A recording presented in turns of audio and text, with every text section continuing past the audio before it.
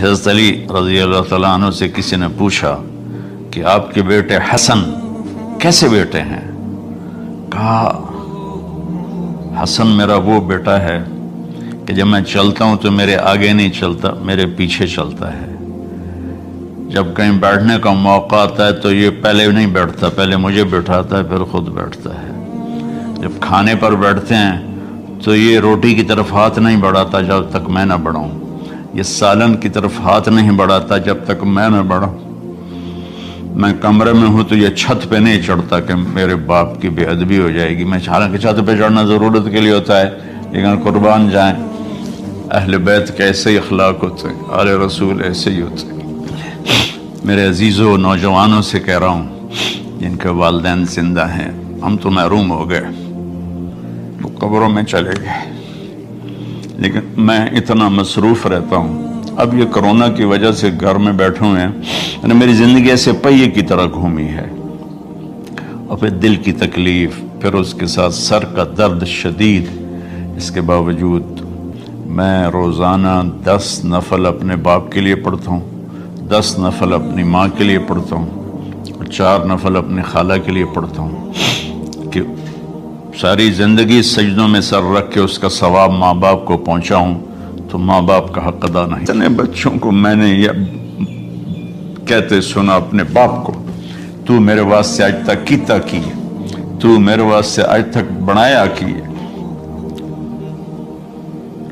اور جو آپ بے بسی کی تصویر بنا ہوتا تھا وہ شکلیں بھی میرے سامنے ہیں۔ ہمارا دیہاتی ماحول زمین دارہ ماحول ہے، لیکن اب تو شہروں میں بھی یہی حال ہے۔ جس نے وہ لیول اے لیول کیا ہے اسے کیا پتا ماں کسے کہتے ہیں، باپ کسے کہتے ہیں۔ تو میں نے اپنی آنکھوں سے باپ کی بے بسی اور بیٹے کا غرانہ ایک دفعہ نہیں کتنی دفعہ دیکھا۔ تو میرے واسطے آج تک ہی کیتا ہے، تو میرے واسطے آج تک ہی بنایا ہے۔ وہ کہتا ہے اچھا میرا بچہ جداں جوان ہو سو آپ پہ سمجھ جسو۔ جبریل انسانی شکل میں آئے کہ یا رسول اللہ کچھ سوال کیے، قیامت کب آئے گی؟ کہا اللہ کو پتہ ہے۔ کہا کوئی نشانی؟ فرمایا جب دیکھو کہ بیٹیاں بھی ماؤں کو نوکر کی طرح دھتکار رہی ہوں تو سمجھنا قیامت آنے والی ہے۔ کچھ عرصہ پہلے ایک بچی اور ماں، تو ماں کچھ بات کر رہی تھی اور بیٹی کہہ رہی تھی بھوک نہیں بھوک نہیں، اور اس کی ماں کے خون سے بھرے ہوئے آنسو بہ رہے تھے اور اس کی ہچکیاں لگ رہی تھی کہ یہ وہ ہے جس کو میں نے اپنے پیٹ سے جنا، اور اپنی چھاتی کا دودھ پلاتے پلاتے پلاتے میں نے کتنی تکلیفیں برداشت کی، اور آج کر یہ بھوک نہیں۔ تو ایک شخص آیا، یا رسول اللہ میرا باپ میرے پوچھے بغیر میرا مال خرچ کر لیتا ہے۔ آپ نے کہا بلاؤ۔ جب اسے پتہ چلا کہ میرے بیٹے نے شکایت کی ہے تو عرب کی شاعری تو مشہور تھی، انہیں دل میں کچھ اشعار پڑھے۔ جو آیا تو جبریل پہلے آ گئے، یا رسول اللہ اللہ تعالیٰ کہہ رہے ہیں آپ اس سے پوچھیں وہ شعر بتاؤ تیرے کانوں نے تو نہیں سنے، تیرے دل میں آئے تھے اور اللہ نے سن لیے۔ اللہ کے نبی نے فرمایا بھائی تیرا انشاءاللہ کیس سنتے ہیں، لیکن پہلے وہ شعر سناؤ جو تم نے تو نہیں کہے زبان سے پر اللہ نے سن لیے۔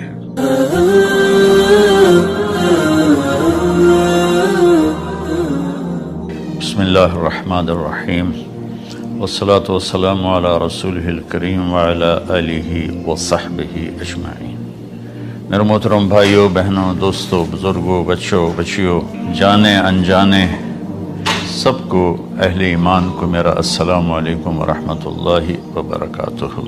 پچھلی ویڈیو اس میں نے تھوڑا سا والدین کے حقوق بتائے تھے۔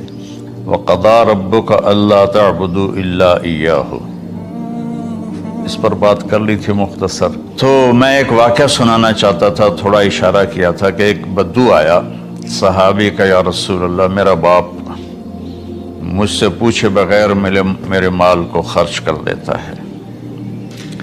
آپ نے فرمایا بلاؤ گئی۔ جب اسے پتہ چلا کہ میرے بچے نے میری شکایت کی ہے تو اسے بڑا دکھ ہو، تو اس نے دل ہی دل میں چند اشعار پڑھے، زبان پہ ادا نہیں دل میں آئے۔ تو جب وہ مسجد میں انٹر ہوا تو جبریل پہلے آئے بیٹھے تھے کہ یا رسول اللہ، اللہ فرما رہے ہیں اس سے کہو کہ پہلے وہ اشعار سنائے جس کو اس کے کانوں نے نہیں سنا، لیکن اللہ نے من فوق عرش ہی سن لیا ہے، عرش کے اوپر اللہ نے سن لیا ہے۔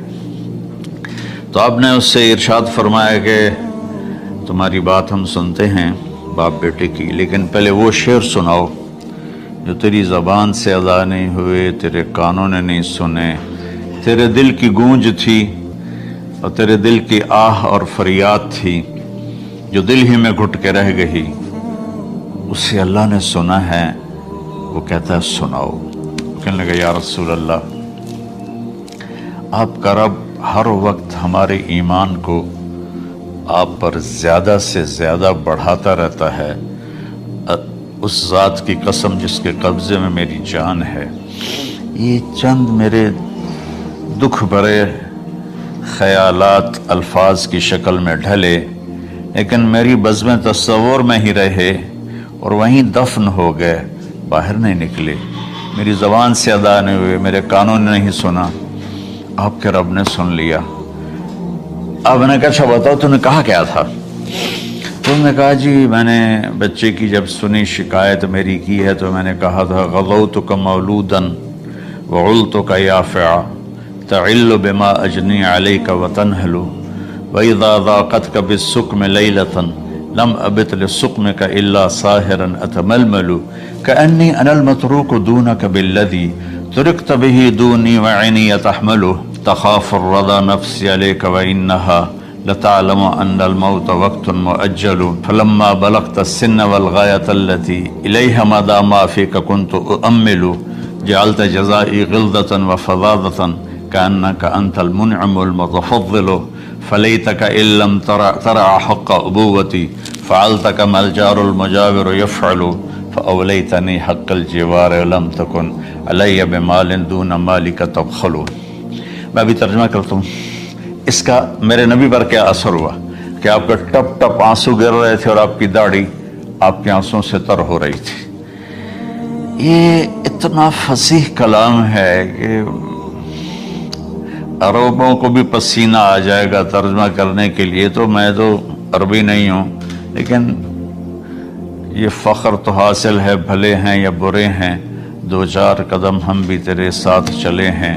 کچھ عرصہ اہل علم کی محفلوں میں بیٹھے، کچھ زبان کی شناسائی ہوئی، تو میں اپنی کم مائگی کے ساتھ اس کا ترجمہ کروں گا۔ وہ کہتا ہے غزوتک مولودا وعلتک یافعا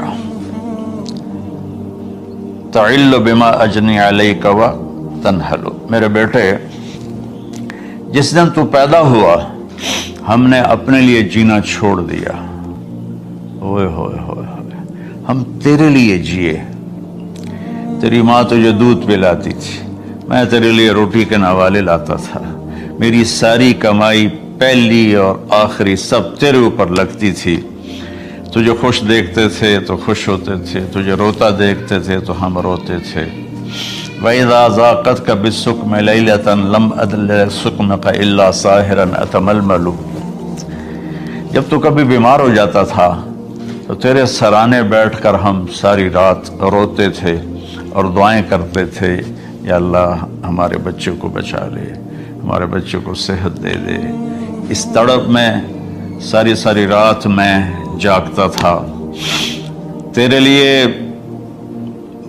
میں نے اپنا سب کچھ لگا دیا، اپنے لیے جینا چھوڑ دیا، اپنی خواہشات کو دبایا، تیری ہر خواہش کو پورا کیا، تجھے مسکرانے کے لیے، تجھے ہنسانے کے لیے میں دھکے دھوڑے کھاتا رہا، کبھی گرمی لو کی جھلسا دینے والی ریت اور کبھی سردی کے سرد ہوا کے تھپیڑے، لیکن میں ان دونوں سے گزرتا ہوا تجھے پالنے کی خاطر اپنے آپ کو کھپاتا رہا۔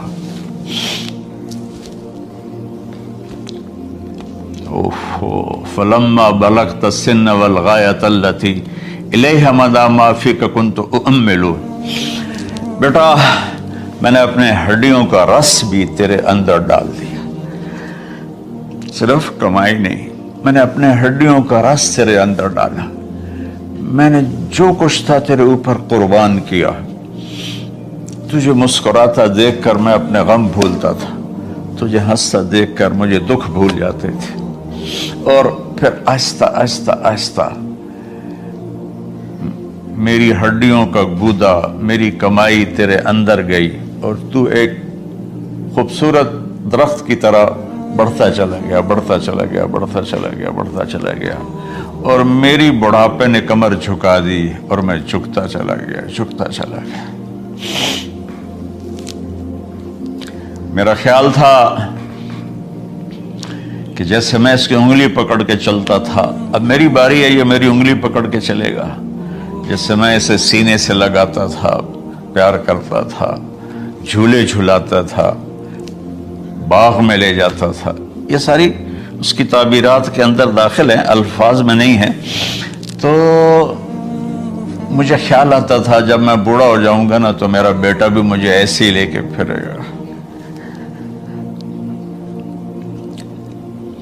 मेरा बेटा भी मेरी सुनेगा। ये 100 दफा पूछता था ये क्या है, और मैं हर दफा जवाब देता था ये है। तो अब मैं बुढ़ापे में इससे बात करूंगा, ये मेरी बात सुनेगा। मैं इसको नवाले खिलाता था, ये मुझे रोटी खिलाएगा। मैं इसका उंगली पकड़ के चलता था, ये मेरा हाथ पकड़ के चलेगा।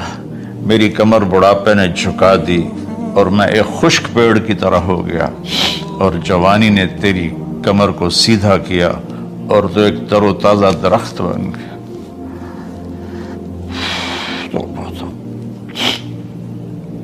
तो मुझे ख्याल आया कि मैंने 20 साल इस बच्चे को पाला है, अभी अपनी माँ और बाप को देखेगा, लेकिन एकदम अचानक क्या हुआ, फलम्मा बलगत सिन्न वल गायत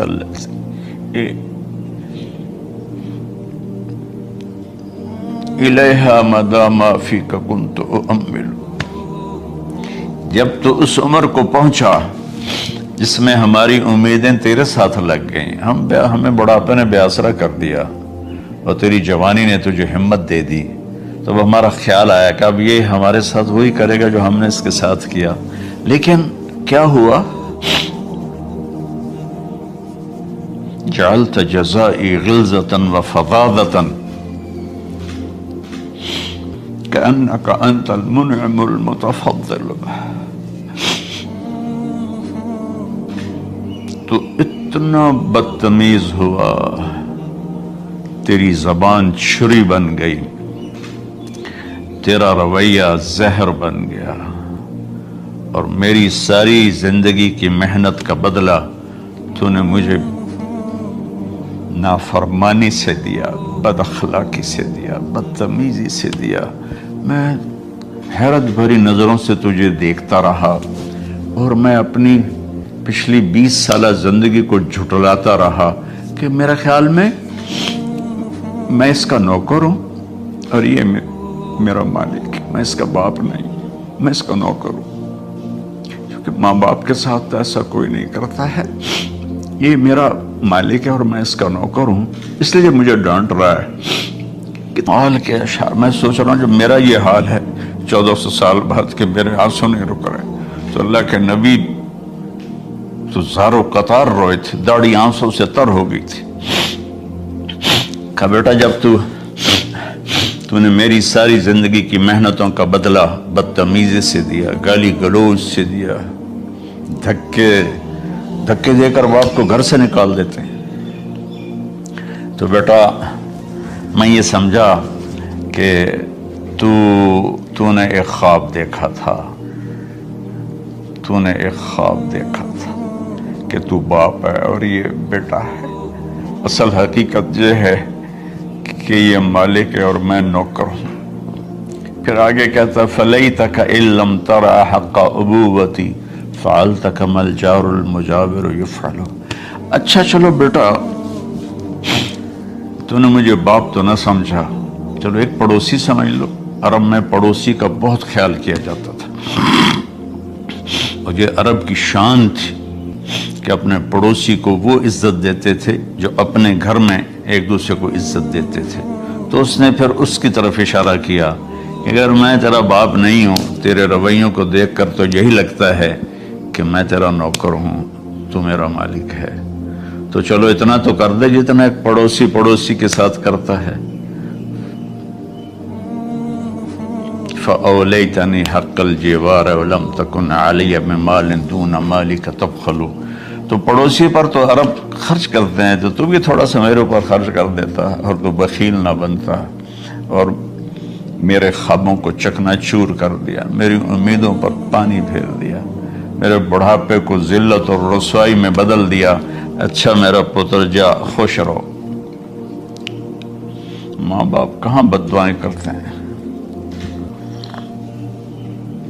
تو میرے نبی کی آنکھوں سے آنسو، یہ ساری داڑھی تر ہو گئی، تو آپ نے اس کے بچے کو گریبان سے پکڑا اور جھٹکا دے کر دھکا دے کر دفع ہو جا، انت و مالک لابیک، تو اور تیرا سب کچھ تیرے باپ کا ہے۔